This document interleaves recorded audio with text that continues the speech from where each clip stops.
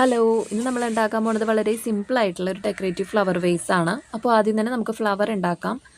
Purple കളറിലെ ഫ്ലവറാണ് ഞാൻ ഉണ്ടാക്കാൻ ഉദ്ദേശിക്കുന്നത്. അതുകൊണ്ട് തന്നെ ഞാൻ A4 ഷീറ്റ് എടുത്തിട്ടുണ്ട്. അപ്പോൾ അത് പർപ്പിൾ കളർ തന്നെയാണ് എടുത്തിട്ടുള്ളത്. അത് രണ്ടായിട്ട് ഇതുപോലെ മുറിച്ചെടുക്കാം. എന്നിട്ട് വീണ്ടും അതുപോലെ ഒന്ന് ഫോൾഡ് ചെയ്തെടുക്കാം കേട്ടോ. എന്നിട്ട് അതിലോട്ട് നമുക്ക് 2 പെറ്റൽസ് വരച്ചു കൊടുക്കാം. അപ്പോൾ ഞാൻ ഈ ഒരു രീതിയിലാണ് പെറ്റൽസ് വരച്ചു കൊടുക്കുന്നത്. അത് വരച്ചതിന് ശേഷം നമുക്കത് ഒന്ന് സിസർ വെച്ചിട്ട് കട്ട് ചെയ്തിട്ടെടുക്കാം. ഇങ്ങനത്തെ 4 സെറ്റ് പെറ്റൽസ് ഉണ്ടെങ്കിലാണ് നമുക്ക് ഒരു ഫ്ലവർ ഉണ്ടാക്കാനായിട്ട് പറ്റുന്നത്. അപ്പോൾ 4 പെറ്റൽസ് എടുക്കുമ്പോഴും 4 സൈസിൽ എടുക്കുകയാണെങ്കിൽ, ചെറുത് മുതൽ വലുത് വരെ മുറിച്ചെടുക്കുകയാണെങ്കിൽ അത് കുറച്ചുകൂടി ഭംഗിയായിട്ടിരിക്കും. അപ്പോൾ ഇതൊരു സൺഫ്ലവറിൻ്റെ ആ ഒരു ടൈപ്പിലാണ് ഉണ്ടാക്കാനായിട്ട് പോണത്.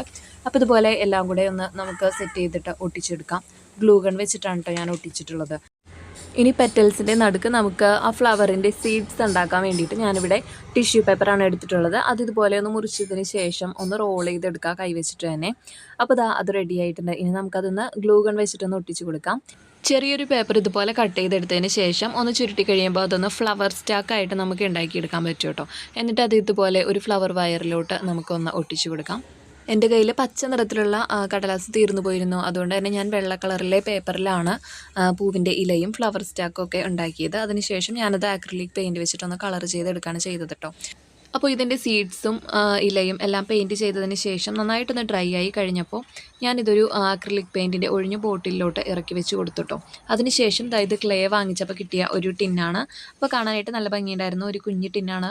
ആ ആക്രിലിക് പെയിൻറ്റിൻ്റെ ബോട്ടിലോട് കൂടി തന്നെ ഞാൻ ആ ടിന്നിലോട്ട് ഇറക്കി വെക്കുകയാണ് ചെയ്തത് കേട്ടോ. അപ്പോൾ ഈ സിമ്പിൾ ഡെക്കറേറ്റീവ് ഫ്ലവർ വേസ് നിങ്ങൾക്ക് ഇഷ്ടപ്പെട്ടിട്ടുണ്ടെങ്കിൽ തീർച്ചയായിട്ടും വീഡിയോ ലൈക്ക് ചെയ്യുക. ഒപ്പം ചാനൽ സബ്സ്ക്രൈബ് ചെയ്യാനായിട്ട് മറക്കരുത്. അടുത്തൊരു വീഡിയോയിൽ വീണ്ടും കാണാം.